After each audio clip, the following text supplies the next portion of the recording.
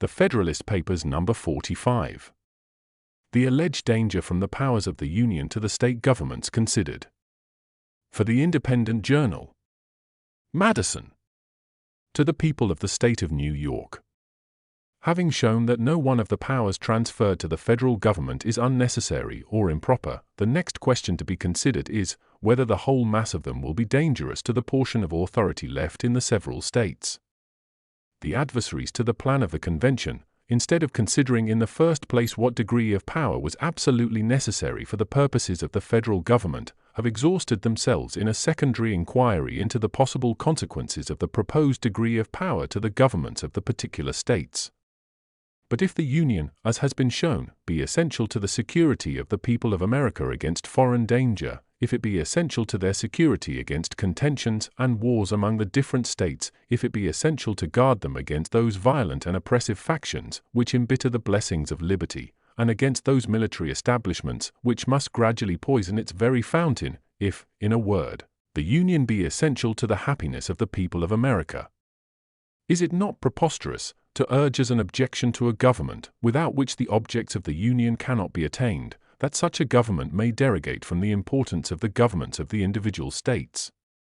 Was, then, the American Revolution effected? Was the American Confederacy formed? Was the precious blood of thousands spilt, and the hard-earned substance of millions lavished, not that the people of America should enjoy peace, liberty, and safety, but that the government of the individual states, that particular municipal establishments, might enjoy a certain extent of power, and be arrayed with certain dignities and attributes of sovereignty? We have heard of the impious doctrine in the Old World, that the people were made for kings, not kings for the people. Is the same doctrine to be revived in the New, in another shape, that the solid happiness of the people is to be sacrificed to the views of political institutions of a different form? It is too early for politicians to presume on our forgetting that the public good, the real welfare of the great body of the people, is the supreme object to be pursued, and that no form of government whatever has any other value than as it may be fitted for the attainment of this object. Were the plan of the convention adverse to the public happiness, my voice would be, reject the plan. Were the Union itself inconsistent with the public happiness, it would be, abolish the Union. In like manner, as far as the sovereignty of the states cannot be reconciled to the happiness of the people, the voice of every good citizen must be, let the former be sacrificed to the latter. How far the sacrifice is necessary, has been shown. How far the unsacrificed residue will be endangered, is the question before us. Several important considerations have been touched in the course of these papers, which discountenance the supposition that the operation of the federal government will by degrees prove fatal to the state governments. The more I revolve the subject, the more fully I am persuaded that the balance is much more likely to be disturbed by the preponderancy of the last than of the first scale. We have seen, in all the examples of ancient and modern confederacies, the strongest tendency continually betraying itself in the members, to despoil the general government of its authorities, with a very ineffectual capacity in the latter to defend itself against the encroachments.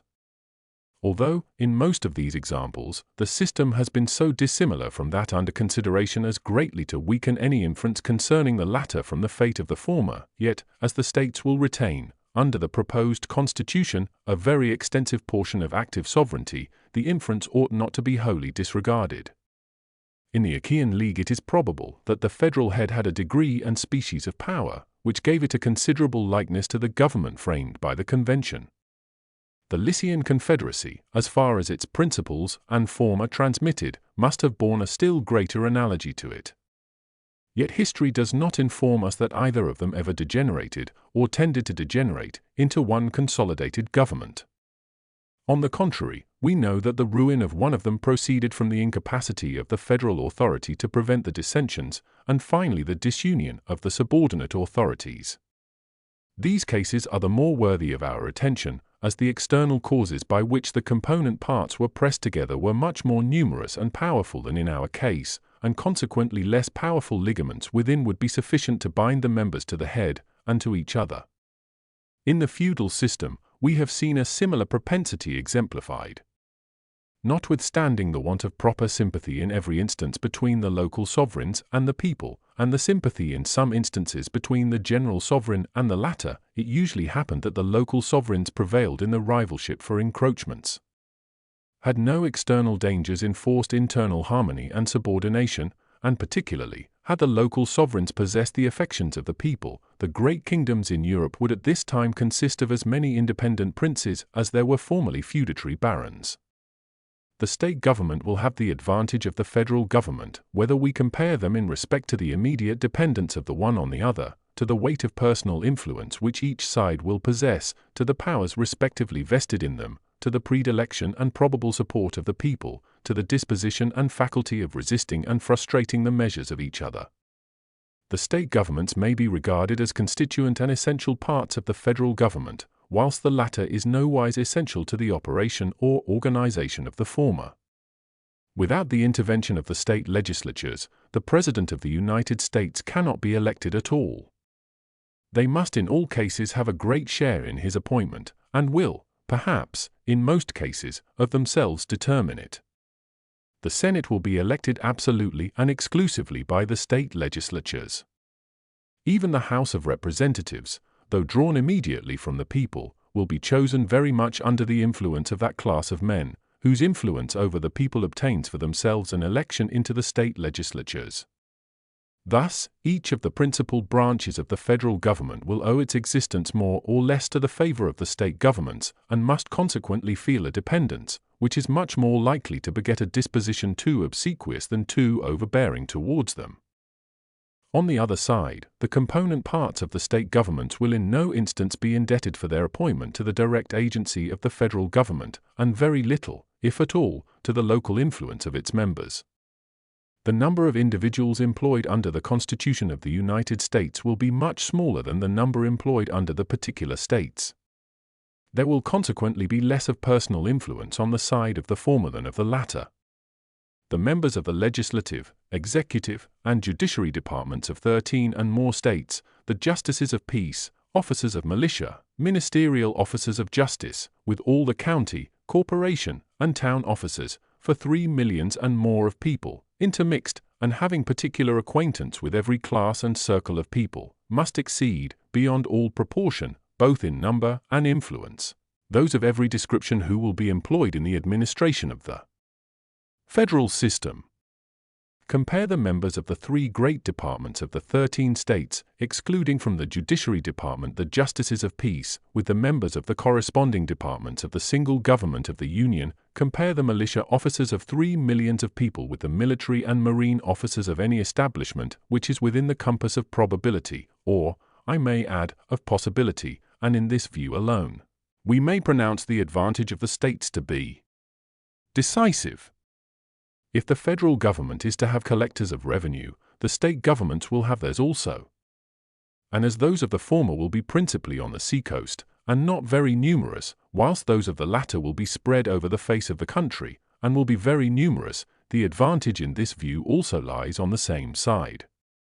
It is true that the Confederacy is to possess, and may exercise, the power of collecting internal as well as external taxes throughout the states, but it is probable that this power will not be resorted to, except for supplemental purposes of revenue, that an option will then be given to the states to supply their quotas by previous collections of their own, and that the eventual collection, under the immediate authority of the Union, will generally be made by the officers, and according to the rules appointed by the several states.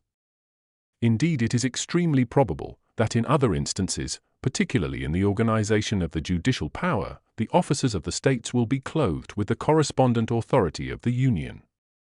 Should it happen, however, that separate collectors of internal revenue should be appointed under the federal government, the influence of the whole number would not bear a comparison with that of the multitude of state officers in the opposite scale.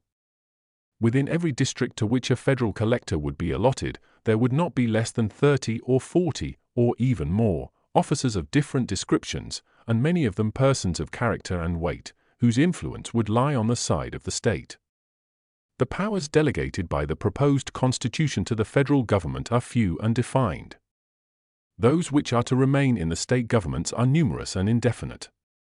The former will be exercised principally on external objects, as war, peace, negotiation, and foreign commerce, with which last the power of taxation will, for the most part, be connected.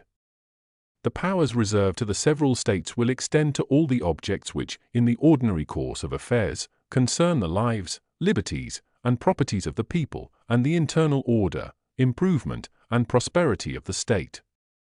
The operations of the federal government will be most extensive and important in times of war and danger, those of the state governments in times of peace and security. As the former periods will probably bear a small proportion to the latter, the state governments will here enjoy another advantage over the federal government. The more adequate, indeed, the federal powers may be rendered to the national defense, the less frequent will be those scenes of danger which might favor their ascendancy over the governments of the particular states. If the new constitution be examined with accuracy and candor, it will be found that the change which it proposes consists much less in the addition of new powers to the Union than in the invigoration of its original powers. The regulation of commerce, it is true, is a new power, but that seems to be an addition which few oppose, and from which no apprehensions are entertained. The powers relating to war and peace, armies and fleets, treaties and finance, with the other more considerable powers, are all vested in the existing Congress by the Articles of Confederation. The proposed change does not enlarge these powers, it only substitutes a more effectual mode of administering them. The change relating to taxation may be regarded as the most important, and yet the present Congress have as complete authority to require of the states indefinite supplies of money for the common defense and general welfare, as the future Congress will have to require them of individual citizens, and the latter will be no more bound than the states themselves have been, to pay the quotas respectively taxed on them. Had the states complied punctually with the Articles of Confederation, or could their compliance have been enforced by as peaceable means as may be used with success toward single persons, our past experience is very far from countenancing an opinion that the state governments would have lost their constitutional powers, and have gradually undergone an entire consolidation. To maintain that such an event would have ensued would be to say at once that the existence of the state governments is incompatible with any system whatever that accomplishes the essential purposes of the Union. Publius.